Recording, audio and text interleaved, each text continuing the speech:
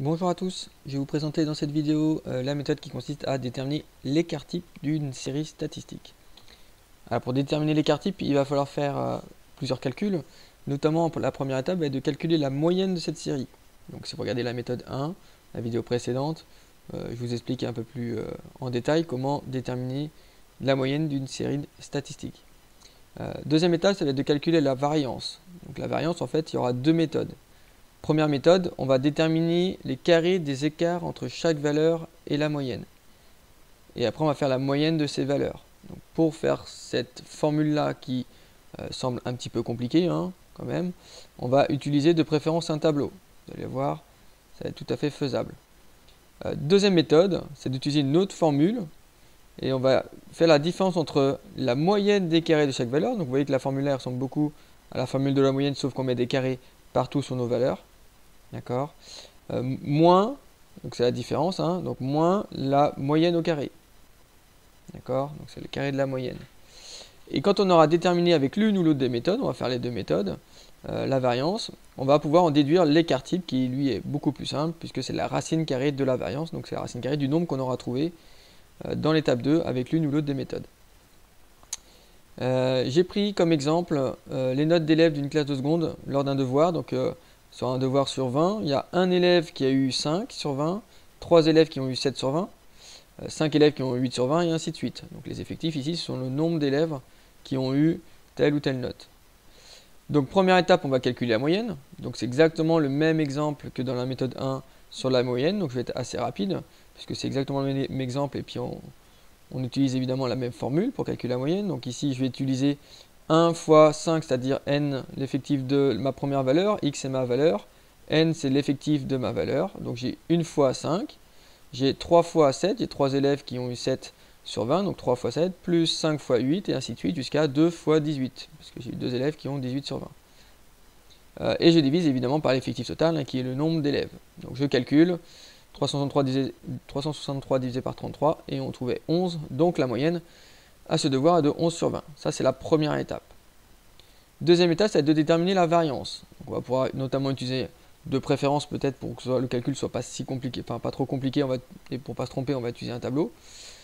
On va utiliser par exemple, première méthode, cette formule-là. Donc il va falloir calculer, donc le x bar, on l'a calculé dans l'étape 1, donc on va pouvoir le réutiliser. Le x et le n que vous retrouvez autrement dans la formule, ce sont tout simplement le x, ce sont mes valeurs, et les n, ce sont les effectifs associés à chacune des valeurs. Donc, on va dans un premier temps calculer les écarts par rapport à la moyenne. C'est quoi les écarts par rapport à la moyenne? C'est la différence entre ma valeur et ma moyenne. Vous voyez, en fait, ce qu'on va calculer en gros mes parenthèses. Toutes les parenthèses ici. Deuxième étape, on va les mettre au carré. Donc, on va juste, quand on aura calculé la troisième ligne, on va tout simplement déduire la quatrième ligne juste en mettant au carré. Donc, on va se ramener finalement à des nombres qui vont toujours être positifs, puisqu'on va ramener ça au carré. Donc là, on est en train de calculer toutes les parenthèses au carré. Et après, qu'est-ce qu'on va faire? On va falloir qu'on fasse la moyenne, en gros, mais pas sur mes valeurs de départ, mais sur ma dernière ligne. Pas sur ma première, mais sur ma quatrième ligne.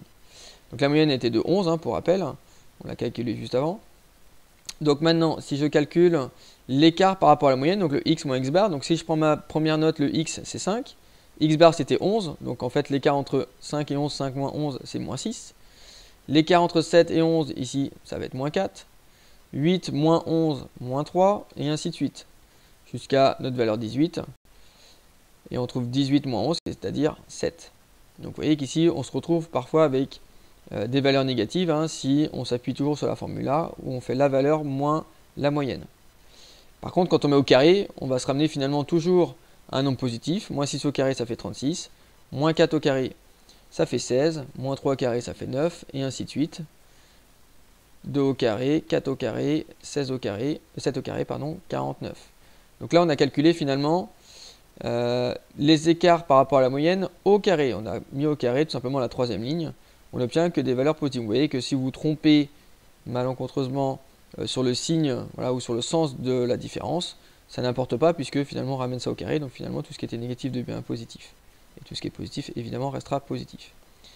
Étape suivante, on va calculer la variance en utilisant cette quatrième ligne. Donc en fait on va faire la moyenne de cette quatrième ligne en utilisant les effectifs associés. Donc le 36 il est associé à l'effectif de 1, le 16 il est associé à l'effectif de 3 et ainsi de suite. Donc on va faire 1 fois 36, j'ai 1 fois le 36, j'ai 3 fois le 16, j'ai 5 fois le 9 et ainsi de suite jusqu'à 2 fois le 49. Et je divise toujours par l'effectif total. Donc ça ressemble beaucoup à la formule de la moyenne, sauf qu'ici on ne va pas faire une moyenne sur les valeurs de x mais sur les valeurs ici, c'est-à-dire le x moins x bar au carré.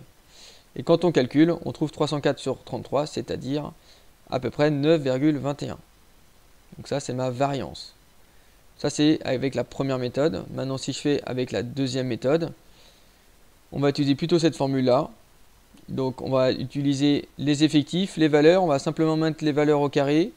Et après, on va par contre ne pas oublier de soustraire par la moyenne au carré. Voilà. L'avantage, c'est qu'on n'a pas forcément besoin d'utiliser un tableau. L'avantage c'est que, ou l'inconvénient plutôt, c'est qu'ici il va pas falloir oublier le moins x bar au carré. Et l'avantage c'est que le x bar, si c'est pas une valeur qui tombe sur une valeur entière ou un décimal, en tout cas ou un nombre pas trop compliqué. Voilà, si on tombe sur une fraction ou des choses tout de suite plus compliquées, la première formule, si je vous la remets, le x bar finalement on va l'utiliser plusieurs fois, ce qui fait que si on prend une valeur approchée pour x bar, et bien finalement ma variance va être un peu plus éloignée que la valeur réelle, puisqu'on utilise plusieurs fois le x bar. Donc si le x bar est une valeur, vous utilisez une valeur approchée, forcément le résultat final va être un peu plus éloigné de sa valeur réelle. Ici le x bar finalement on l'utilise qu'une seule fois, on l'utilise qu'à la fin, ma formule. Donc même si le x bar on utilise une valeur approchée, la variance ici devrait être un peu plus précise. Donc on va utiliser évidemment, on va comparer, là on va faire la moyenne des valeurs au carré. Donc en fait on va tout simplement mettre des carrés partout sous mes x. C'est la grande différence entre la formule de la variance ici, c'est qu'on va mettre des carrés sur les x sans oublier évidemment le moins x bar qui va se rajouter après. Donc tout simplement je remplace mes x, x1, x2, x3, etc. par mes valeurs de mon tableau, ma première ligne. Mes n, mes effectifs associés, donc au lieu de faire 1 fois 5, ici on fait bien 1 fois 5 au carré, plus 3 fois 7 au carré, et ainsi de suite, jusqu'à diviser par l'effectif total. Et on n'oublie pas d'enlever la moyenne au carré. Donc la moyenne, le x bar était égal à 11, on l'avait calculé tout à l'heure. Donc moins 11 au carré. On prend la calculatrice et on trouve 304 sur 33, c'est-à-dire à peu près 9,21. Voilà pour la variance. Donc là, on a utilisé deux méthodes différentes. Maintenant, pour aller jusqu'à l'écart type, et bien tout simplement, on va utiliser la formule ici de l'écart type qui est racine carrée de la variance. L'écart type est égal à racine carrée donc de 304 sur 33. J'ai préféré utiliser la fraction plutôt que la valeur approchée pour avoir une valeur plus précise, parce que si j'utilise ma valeur approchée, c'est pareil. Je vais certainement être un peu plus éloigné de ma valeur réelle. Donc j'utilise plutôt une valeur exacte et je vais arrondir finalement que à la fin. On trouve à peu près 3,04, donc l'écart type est de 3,04. Donc l'écart type, lui, il nous sert à avoir une idée de la dispersion de mes valeurs autour de la moyenne. Donc plus la valeur elle est grande, plus ça veut dire que mes notes sont éloignées par rapport à la moyenne, c'est-à-dire que plus les élèves ont des notes très hétérogènes. Il y en a certains qui vont avoir de très faibles notes et d'autres de très fortes notes. Donc voilà, ça donne une idée un petit peu de la dispersion de mes valeurs autour de la moyenne. J'espère que vous avez compris comment calculer un écart type. Merci de m'avoir écouté, à bientôt.